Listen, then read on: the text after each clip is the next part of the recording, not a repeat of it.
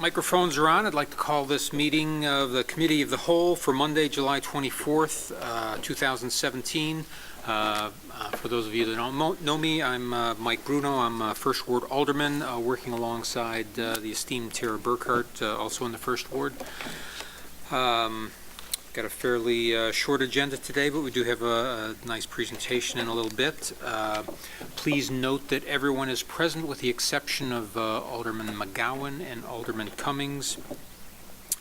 That brings us to item 3.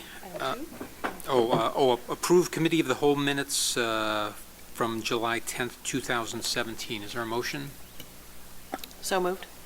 Moved by Alderman Burkhart. Second by Alderman Fruby. Any comments, questions? All those in favor, please signify by saying aye. Aye. Any opposed? It's unanimous. Now we're on to item 3. 3A, presentation on Big Heart 5K race by Mr. Thormund Larson with the Christopher Larson Big Heart Foundation. With that, I'd like to invite Mr. Larson up to the lectern for a presentation. Thank you, Chairman, Mayor, City Council. Appreciate the opportunity to talk to you today. Oops. I'm in technology. You can see that it's always a little bit of issues with that. So my name is Thormund Larson. Like I said, I'm the founder of the Christopher Larson Big Heart Memorial Foundation. But first and foremost, I'm a parent, and that's kind of the reason I'm here. And I want to talk to you about some of the initiatives we have going in the foundation, and a little bit of sudden cardiac death, and you know how that actually in youth. A lot of times we hear about kids, or a lot of times young adults, that might fell over on the soccer field or at the basketball court. And so I want to kind of talk a little bit more about some of the initiatives we're embarking on to reduce those type of events. So that's really kind of the objective of my speech, is to give you a little bit overview of that, and then explore and discuss, how we could partner with the City of Geneva, the community as a large, and try to address some of those issues that are pertaining to that particular type of situation. So, what is sudden cardiac death? It's basically, as you could kind of hear from the acronym, it's an unexpected death that's due to the fact that the heart unexpectedly stopped to work. Often it's because of irregular and rapid shivering of the heart, and then obviously the rest of the body stopped to work. The causes are either kind of from a structural perspective. It could be the heart muscle that doesn't work the way it should, or it could be the electrical system of the heart that is not working properly. The common denominator is, though, that you could detect these type of conditions with a AKG. And it's basically you get the stickers on, you push the button, and 2 minutes later you have basically a reading of how the heart is working and how it's beating, and a trained cardiologist could read that and see if it's something that's abnormal. So some of the facts. It's actually the #1 killer of student athletes. A lot of times you hear about a lot of other things, but that is statistically the #1 killer of student athletes. It's 1 in 300 young adults are going around with these type of conditions. Doesn't mean that it will be fatal for 1 in 300, but they have these type of conditions. For those of you that are parents, kids in sports, the kids take sports physicals, we think, they should be good. They don't test for the heart. So 96% of the kids that have these type of conditions, they're missing with the typical sports physical. In Italy, they started many years ago. It was very much because it was a famous soccer player that actually died on the field. They started a program to do echocardiograms on young athletes. They've been able to reduce certain cardiac deaths with over 90%. So just by being proactive and screening the kids, they were able to reduce it pretty much to non-existent in that group. So why do I here to talk to you about it? We ended up being part of that statistics. Our son, Christopher, passed away last May. Healthy kid, ran for Geneva High School, actually ran in the middle school as well. Went on to Bovansi, ran there, and when he passed last May, he was a student at NIU. Like I said, active, healthy kid, you know, and you know, he was actually in Norway traveling with one of his friends from Geneva, visiting his grandparents, and they just found him dead in the bed. You know, we had no idea that he had any type of condition. You know, like I said, just a normal, healthy 22-year-old.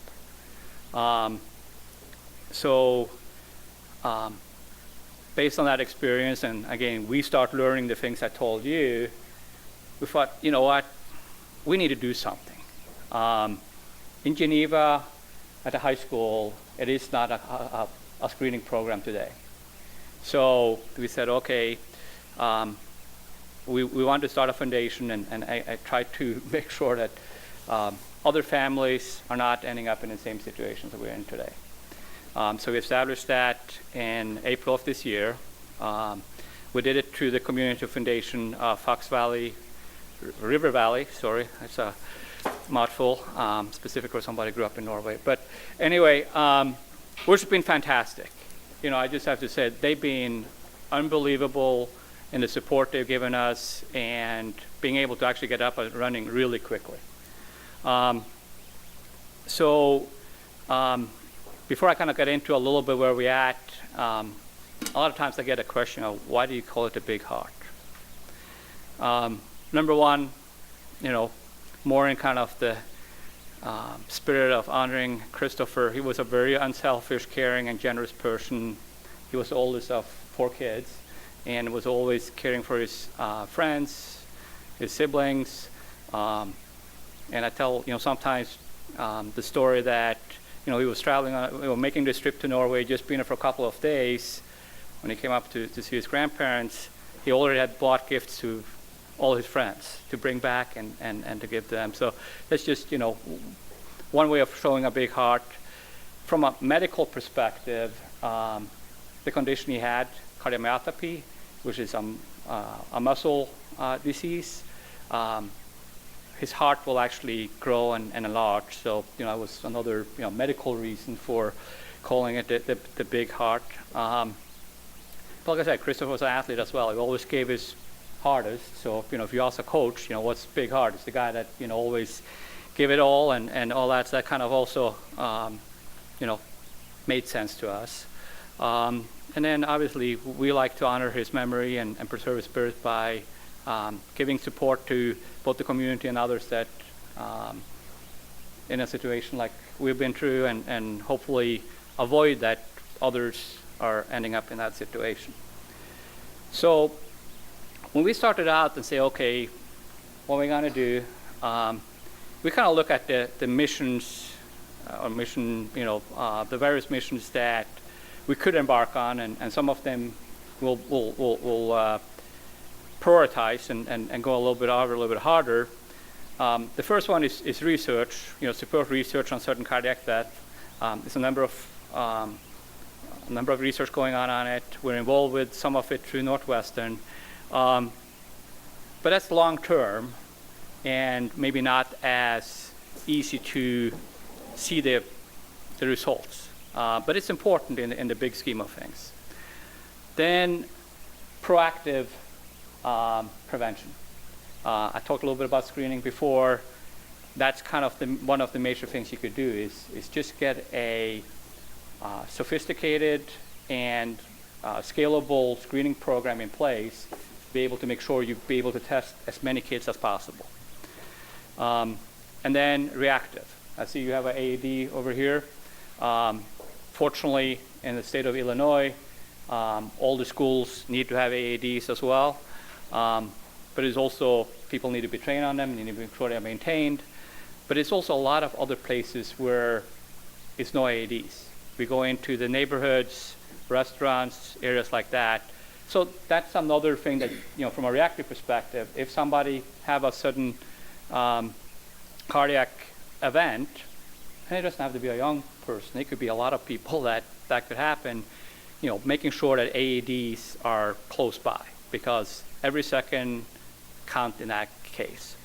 And then the last thing is awareness. How do we make sure that people understand and are aware that these type of conditions exist and what could be done to prevent them?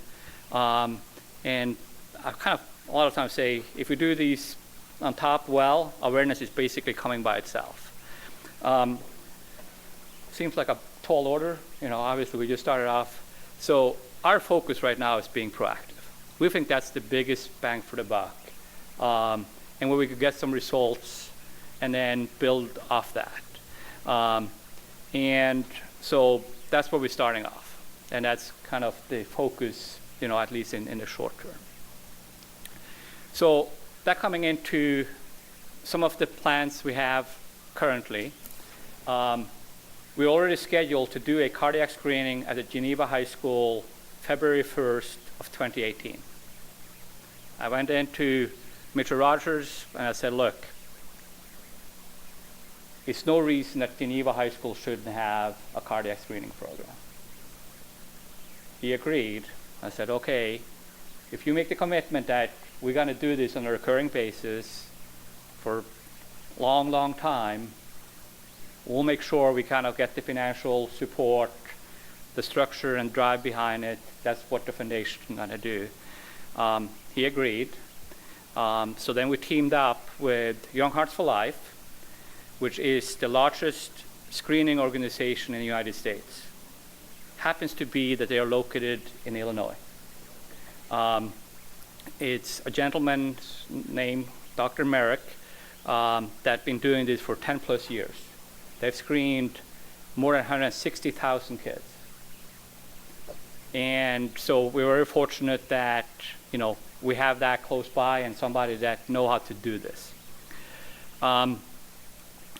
Typically, when they do a screening at a high school, 2 to 3% of the kids, or students, I shouldn't say kids, but that's how I think about it, but the students come back with some kind of condition that they say, look, you need to go and check this out. Something was not 100% the way I expected it to be.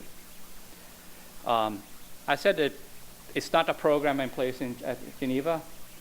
They did one heart screening in 2012. And when they did that, it was about 20 kids that got referred to further or to more detailed investigation. For me, if I could get 20 kids, that might have an issue, referred to further investigation and made sure that they're okay for, just daily activity or sports, that's a big, big win. It's the reason we feel that this is, well worth the effort and everything we're doing. So in the spirit of, okay, how do we raise awareness, how do we raise money, we decided to do a Big Heart 5K on August 19th, so we're a little bit less than a month away. We're actually doing that in conjunction with also something we did last year, which was the Christopher Larson Memorial Meet, which is on the same day, which is really for the Geneva High School cross-country team. It's rules around, high school kids competing at that time of the year, so we wanted to make sure it was a clear delineation between a public race and that. So we're doing those two at the same day. Like I said, we're doing it at Leary Oaks. For those of you that might be familiar with the park, we actually have been able to have some memorial benches and a memorial tree in Leary Oaks in the memory of Christopher. He was buried in Norway, so for us it's a very special place. And being able to have the race there, and King County Forest Preserve being very accommodating together, obviously, with the Geneva High School to be able to do this. So right now we're in the middle of, making sure we get people to register, come out, make it a good event, and to both raise awareness and obviously honoring Christopher's memory. We've been out raising money from corporate sponsors, and both of those, maybe started a little bit slow, but now it seems like we're getting some traction, and we really appreciate it. And again, it's obviously the first year, so the most important thing is to get it off and start creating that tradition. And like I said, a lot of it is how do we raise awareness and make people aware of this issue. Some of the things that we, it's more kind of future is, we have some initiatives going, but haven't anything concrete, is potentially expanding the cardiac screening program to more schools. These type of conditions are more prevalent in the high school and college years. The kids are growing, things are changing, and that's where the largest probability for it has a fatal outcome. So that's really the time frame where you want to be very diligent about doing screening or following up and making sure. So obviously with the fact that Christopher went to Vabansi and NIU, I've been in contact with them. But it's also other obviously high schools in the Tri-City area. Some of them have been doing cardiac screening, Batavia, and also St. Charles North. But again, getting some consistency in terms of how you run this program, I think it's some opportunities there. I mentioned community AD programs, where, let's say restaurants and even in neighborhoods, that could be a AED as a service that could be provided, and then donations basically made into the foundation to keep that going. And again, it's both, the reactive part of it, but also a way of making people aware. And then this is maybe a little bit more long-term and I won't say lofty, but, start creating a big heart communities. I had a conversation with the mayor, and he said, it would actually be great if we could say Geneva is a big heart community. And I think that's something there, right? Where if we could kind of start on a community level, making sure that we are aware and we it's obviously from a heart health perspective, but also kind of just in general, some of those values that I mentioned earlier about, being generous and working hard and those type of things. I think those are not that difficult to get communities to rally behind. So, I think it's something that we potentially could do there, and I would love to be able to work with the city of Geneva to establish something like that as a pilot. So, a little bit of some of the partnership and affiliations. Obviously, the high school, Young Hearts for Life. We working very closely with Northwestern and also Lurie Children's on both from a fundraising perspective, but also from a research perspective. Not necessarily that we are funding it, but with some of these testing and screenings and other contacts we have, they need data. They need access to data. They need access to different type of data. So I've had a number of meetings with them, and they're very interested in what we're doing because we're bringing different elements to it. and we could be a little bit more of grassroots and in certain things that we could do. Parents Heart Watch is actually a national organization that are looking at these type of conditions. And if you go to their website, one of the things you find is there's not a whole lot of consistency across the nation. And what I mentioned, like Italy, those type of things, it's no kind of screening standard or way of doing this, which I think is an opportunity. That's where I think that community, Big Heart community, and start driving some consistency in terms of how some of these things are done, could be an opportunity. Obviously, I mentioned the community foundation. My wife is part of the 100 Women That Cares. She's going there tomorrow, and we'll see how that goes. And then over the last several weeks, specifically with the 5K, we've been able to attract a number of partners, donors, and sponsors that understand and the message that resonated. Obviously, that's a work that will continue, and maybe the city council have ideas. We're very open-minded in terms of that. Again, we just try to make as big an impact as we can, and support the cause and making sure we get the message out. So this is a little bit actually from what we presented to the high school in May, because we had a kickoff at the high school. We brought in some parents, we brought in the nurses, some teachers, and it was kind of, okay, what's the partnership opportunities? And we're going to do these screenings, and we didn't mention it, but the way that this screening works is at Geneva High School, it's 1,980 some kids, right? Close to 2,000 kids. They're going to screen those 2,000 kids in one day. So basically, you roll in on Wednesday evening. During the school day on Thursday, the kids, when they have their gym class, they go to the gym as normal, and they spend 2 minutes putting the stickers on, get the results. Then it's a medical team with experienced cardiologists that are reading those, and then obviously have a procedure in terms of HIPAA and all of the security aspects of the information, contacting the students, and then will require additional follow-ups. But think about that, 2,000 kids in one day. That's pretty impressive. And just for a little bit of cost comparison, doing an AKG in the doctor's office is a few $100s. We're talking about $10 to $15 to do this for the kids. The other interesting element is it's been done studies where you could say, okay, it's voluntary to do a AKG at your kid at a doctor's office, right? 4% is the take rate on that.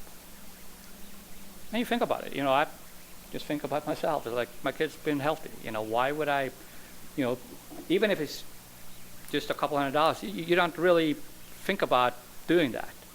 When you do this at a high school, they typically get 85% or so. My goal is obviously upper 90% for Geneva High School, but just that improvement, because you get the positive peer pressure. It's organized, it's free, and it's done in no time. So just that in itself. But to be able to do that, we need volunteers. We need about 100 volunteers to be able to make sure we could get 2,000 kids through the assembly line. So that's one thing that obviously we're working with the Geneva High School to get those volunteers and try to get a good cross-section through the various grade levels as well. Obviously, we're working right now through raising the funds to ensure a recurring program, because again, that's the goal here. Is not, we don't want to do one. We want to do this for a long, long time. So we want to make sure we have the financial platform to do so.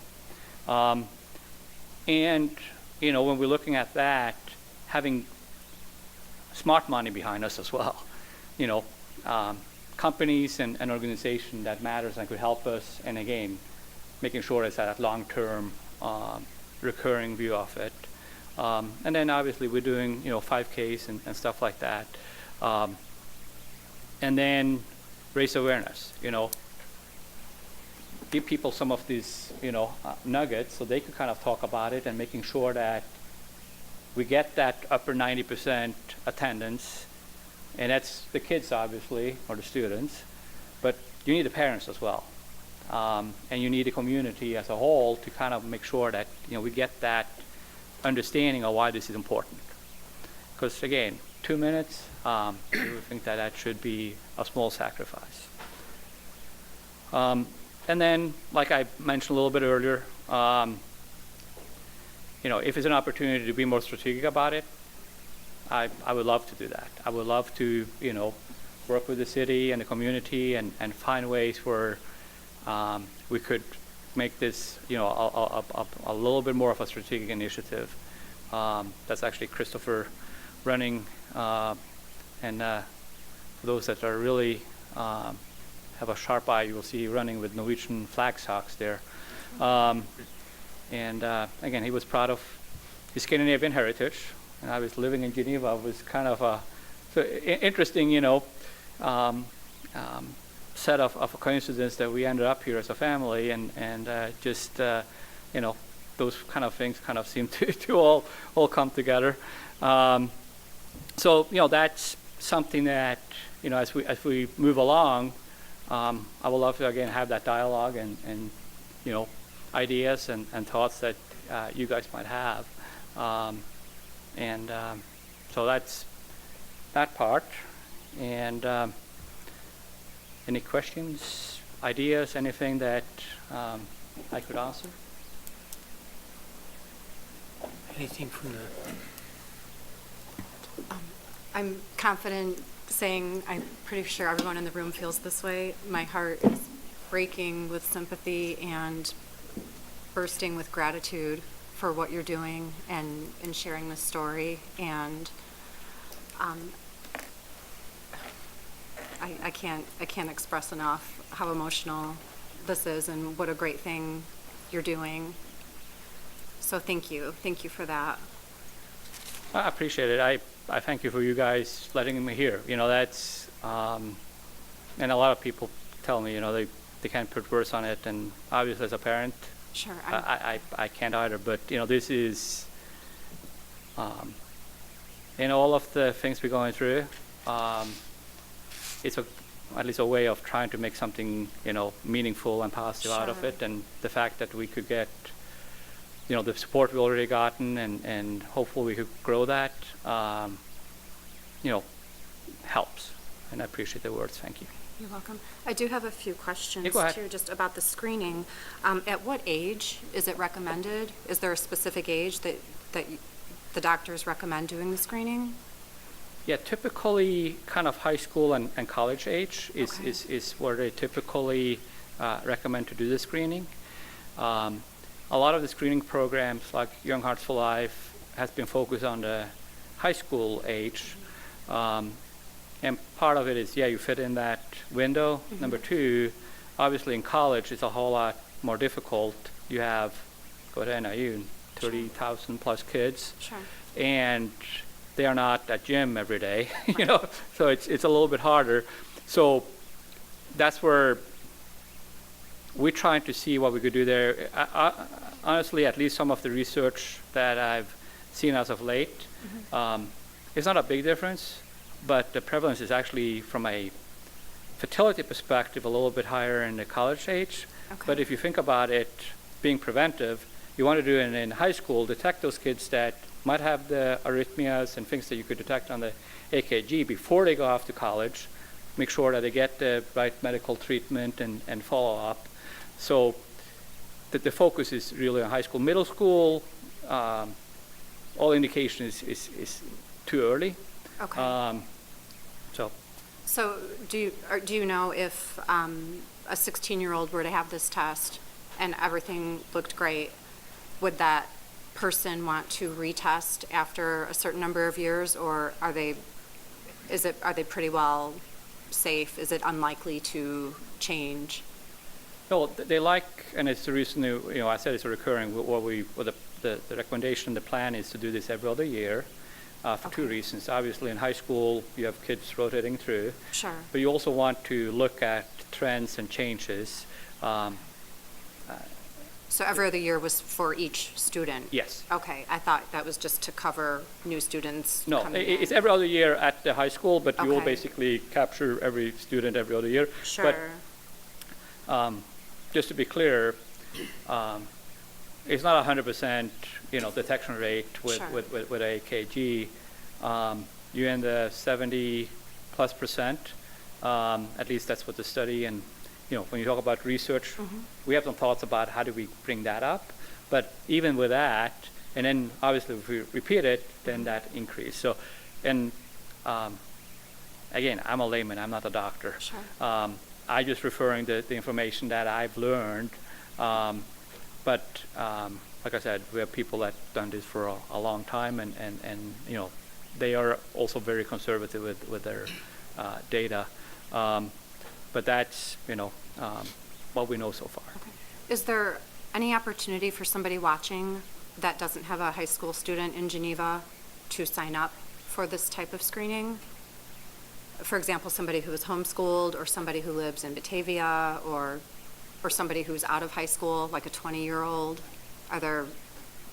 Is that that may not be in the works yet. I'm just curious. No. I think it's a valid question, and we haven't thought about it. Okay. And maybe just from a role perspective, our job here is to bring this program to Geneva High School, Okay. make sure that it's funded, it's organized in terms of getting volunteers. Young Arts for Life is really kind of the one that executing, but they have the medical expertise, all that. I think, to just my personal opinion, I think that, kids that are homeschooled, absolutely. If there's anybody that want to do that, it's in the kind of general Geneva High School. I think that, that shouldn't be a problem. What I don't know is what is the legal aspects of Sure. it, because obviously it's waivers, stuff like that are going out through the high school, making sure that everything is done properly. But I think if all that paperwork is done, doing another 20 kids or 30 kids, whatever it might be, that's just increasing and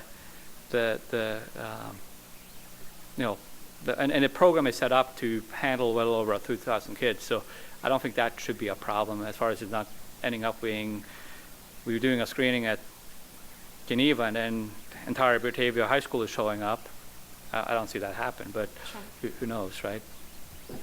And just one other thing I wanted to clarify, is the AED a life-saving device for this condition? Yeah, what happens is if a young adult have a cardiac arrest, and obviously somebody's there and able to use the AED, that will or could save life. And I know actually stories about that. I know it's a couple in Batavia, and also heard stories here in Geneva about somebody that being fortunate enough being in a school or somewhere where that was the case, which obviously is reassuring as well. So I think in general with AEDs, they being available, increase the probability of saving lives. Sure. So again, it's just somebody need to be there, see this happening, and all of those type of things. So, Are there any other preventive care measures, or like if you, for example, Christopher, if he had been diagnosed, if you had known about the condition, are there medications, or just was there a certain way that he should have, that patients are supposed to live safely to avoid cardiac arrest, or does that make sense? Yeah, no, good question. So, for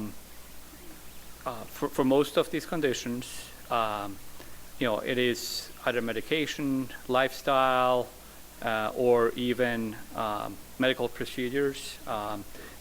Because it's arrhythmia-based, you could have like a small pacemaker that making sure that you don't get the arrhythmias, those type of things. And generally speaking, energy drinks, Triggers. drinks with high caffeine content, stuff like that is, could trigger these type of Sure. things. But again, you have an underlying condition, that's just the type of thing that could make it worse. Okay, thank you. Oh, thank you. Alderman Radecki?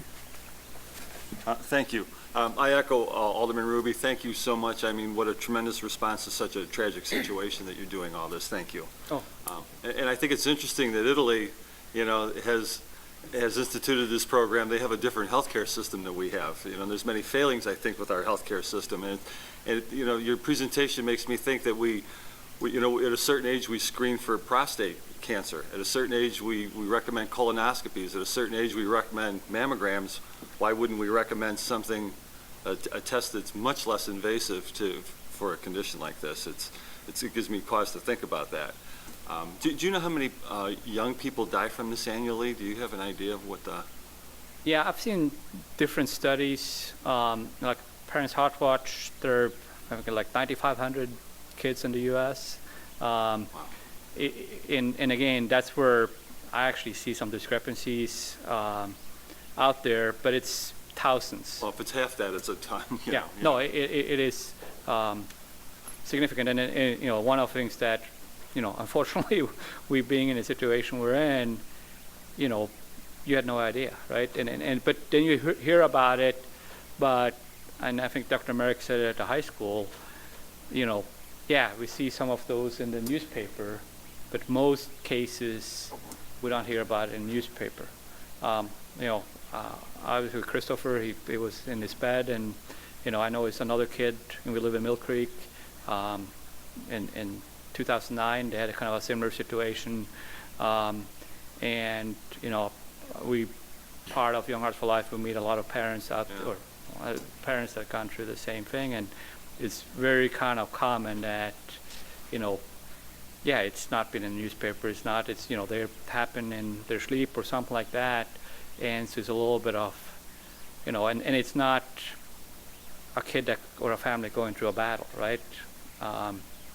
It's just the battle never started, right? It just was like that, and it was. So. What would you take the funds from that you raised? Do you put it directly to screening in the high school? Is that what?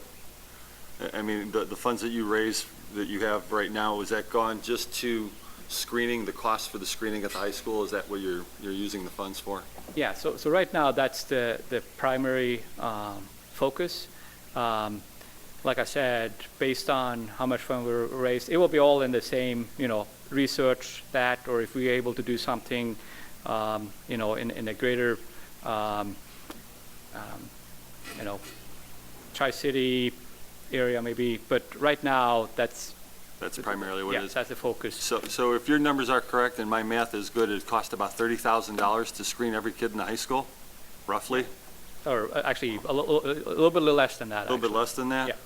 I don't know if this is a viable places for you to go to seek funds, but I don't know about our mental health board. I mean, this is a charitable fund. I know they do something different. I would encourage you to make application and come before the mental health board to have them consider any kind of a donation. Again, I don't know that it fits the parameters of what they do, but I don't think it would hurt to do that. I appreciate that. That's a board that we have that distributes approximately $150,000 a year to local charities. So I think that's one place I would encourage you to go. The other is, I don't know if you've gone to the Geneva Community Chest and made an appeal to the Geneva Community Chest perhaps for a small donation. That might be a place too. Haven't done that either. So that's the reason we're here. Perfect. Thank you. Yeah, thank you. Thank you. Alderman Kilberg? Mr. Larson, you have my condolences as well over the loss of your son, and I admire your dedication to his memory with this effort. Just to expand on a couple of things, from one point as it relates to Alderman Radecki, actually the Geneva Community Chest has a youth group of Geneva High School students, And every year they look for a project that they want to dedicate their fundraising effort to. They identify a project. Last year they identified a literacy in the Fox Valley here, and were successful at raising over $5,000 in one evening for that cause. And I would suggest you to, as Alderman Radecki suggested, to consider visiting with the high school youth group affiliated with the Geneva Community Chest to see if this might be a project that would take on added meaning and would certainly relate to high school students and some of the challenges as it relates to health that they deal with. Your cause, I know over the last decade there are students that I suspect probably suffered the same fate as your son, athletes, kids that are in great condition, and kids you'd never suspect would fall over from a heart condition. And again, I'm sure it's a tragic loss. Last point, Ryan Sandberg, I believe, had this procedure at some point early in his career, and took a corrective measure and was able to continue his baseball career, went on and became a member of the Hall of Fame. So if you're in the right place at the right time, these things can be identified, and let's hope that we can identify a lot of kids that might be at risk here. And the last point, it says here, and I pulled up your website today, if you participate in the 5K at Leroy Oaks next month, you can receive a legendary Norwegian flag socks, a pair of socks, and these socks were the socks that your son wore with pride, representing his origin. And again, I hope you have more than 100,000, or I hope you have more than 100 registrants, and that everybody's looking for the socks. Yeah, I'll make sure we get the mayor running in them. I don't We could take a know. bet on that. That might be a good way of. Oh, good luck with your event. Thank you. I appreciate that. Was actually I think the community chest would both get the high school kids. You know, it's kind of dual purpose. I really like that idea. I think that's and those are the things that I was not aware of, and that's what I'm learning, and I think that's fantastic. I appreciate it. One last thing, anyone that's listening this evening, they have a 501c3, although the Christopher Larson Big Heart Memorial Foundation is not a 501c3. They are affiliated with the Community Foundation in the Fox River Valley, who holds a 501c3. Correct. Anyone else from the dais? I too would like to echo condolences. The loss of a child is as tragic a thing as I can imagine. It's wonderful what you're doing with this, but I wanted to make sure that you got the exposure that you needed. So the best place to go is this that Yes. link? So we have a website that's set up through the Community Foundation of Fox River Valley. So it's a short link there. It's go.cffrv.org/Christopher, which is with a KRISTOFFER. And I've got that website up. That will link anyone that follows that to a donate button and links to register for the 5K. Again, thank you for for what you're doing here, and again, condolences. I did not feel you had anything to add. With that, if there's no other questions, Oh, thank you very much. Appreciate the time. thank you very much. Thank you.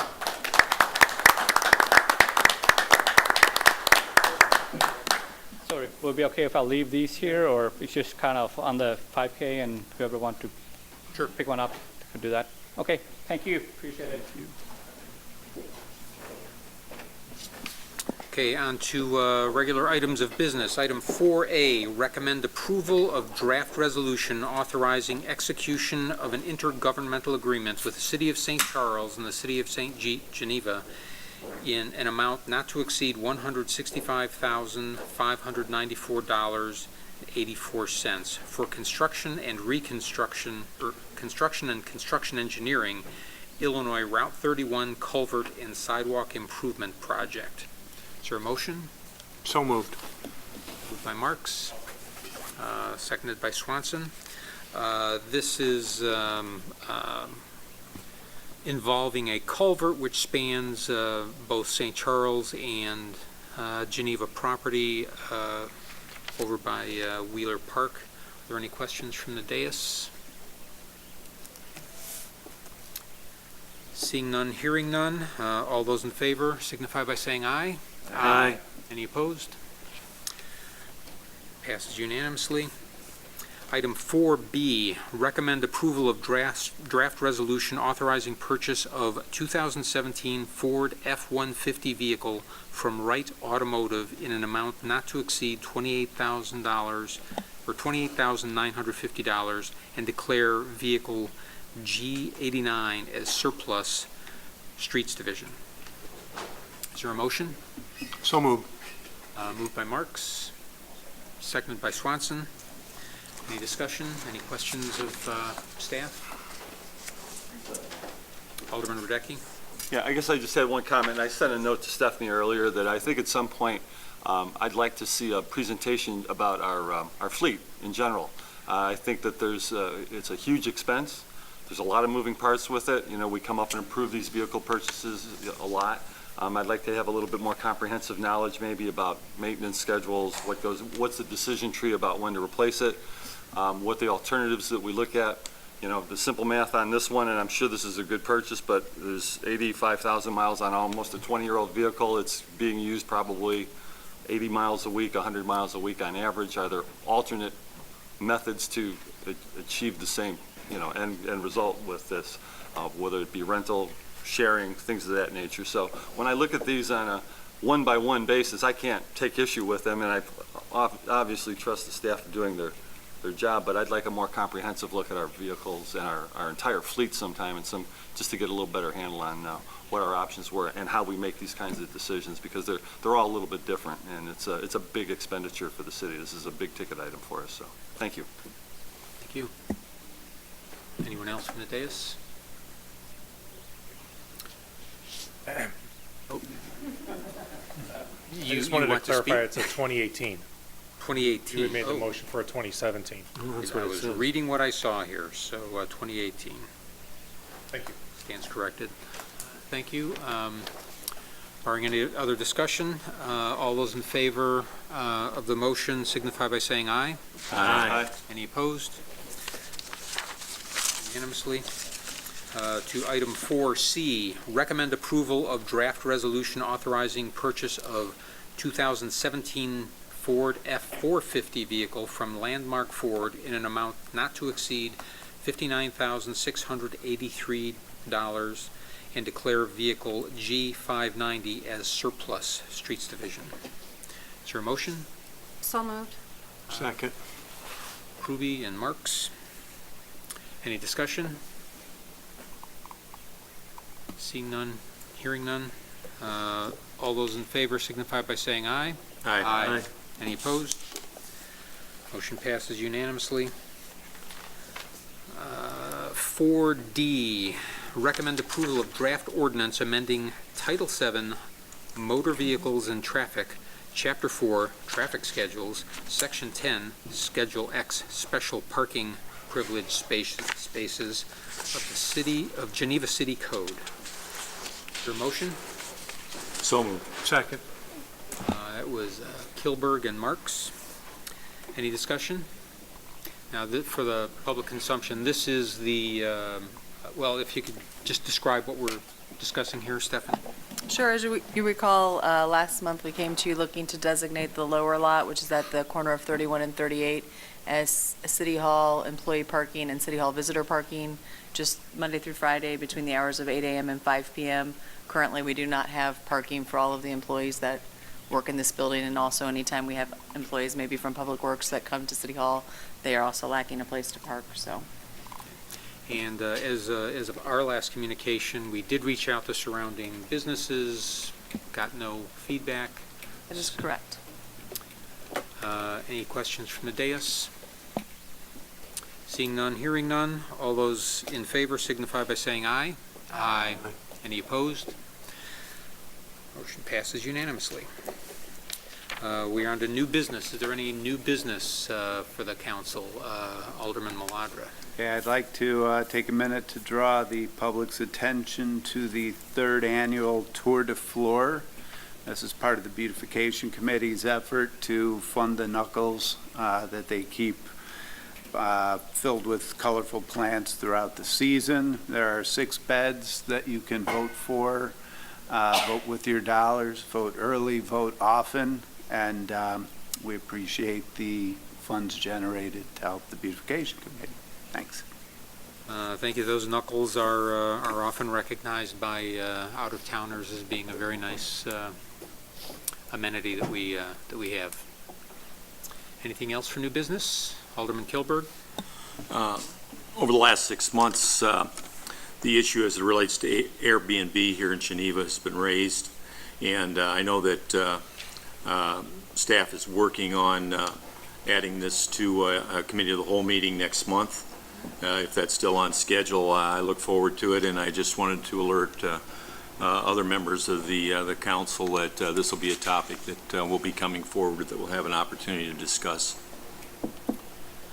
Yes, that's something that's cropped into my head fairly often, so I look forward to the discussion. Any other items for new business from the council? From the public? Seeing none, hearing none, is there a motion to adjourn? So moved. Moved by Marks, seconded by Hrube. All those in favor signify by saying aye. Aye. Meeting stands adjourned.